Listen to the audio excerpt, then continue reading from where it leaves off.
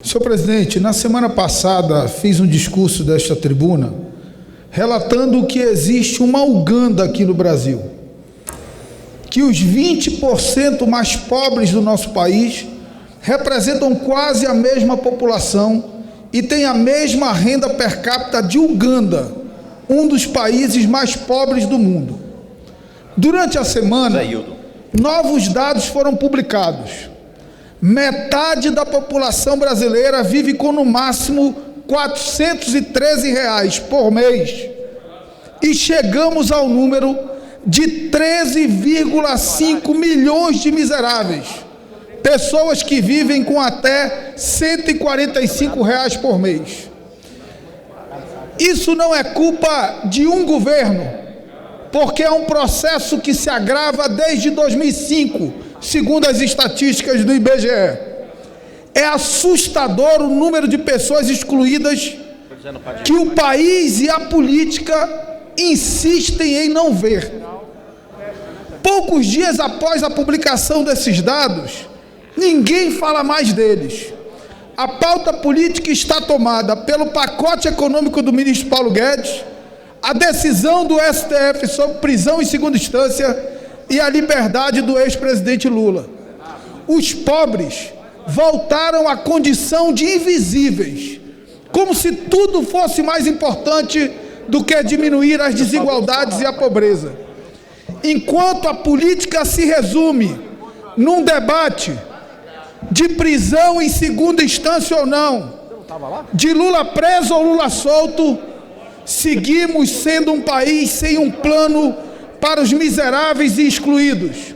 Ninguém quer falar disso. Esses milhões de brasileiros estão quietos, famintos, desesperados, sem voz, não fazem memes na internet, não mobilizam hashtags para os trend topics, seguem invisíveis. Enquanto isso, alguns vociferam pelas redes sociais exigindo um país justo e digno para si. Aos discursos políticos e aos projetos eleitorais e aos pacotes econômicos no Brasil, falta gente, falta preocupação com os mais pobres, falta combate às desigualdades, falta amor ao próximo, sobra demagogia e falso moralismo.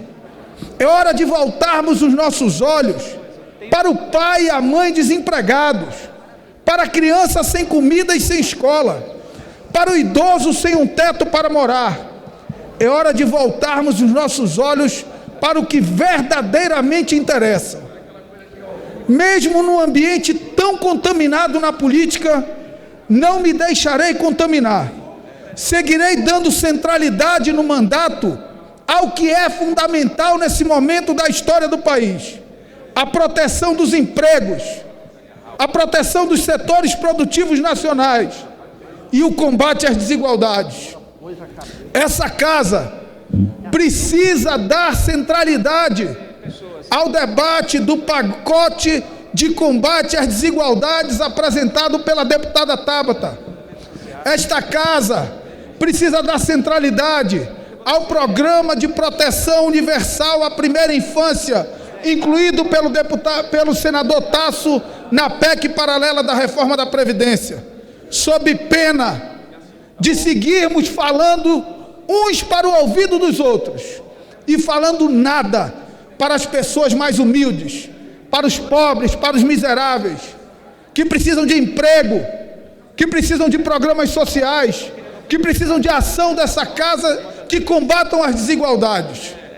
Nós nos satisfazemos com os nossos debates políticos entre oposição e situação.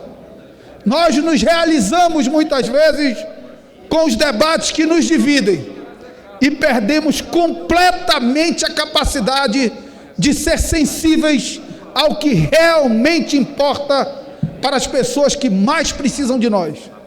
Para as pessoas que mais precisam de nós, o que mais importa é emprego. O que mais importa é comida na mesa. O que mais importa é teto para morar. E, infelizmente, o que mais importa para as pessoas é o que menos nós tratamos nesta casa. Muito obrigado, senhor presidente.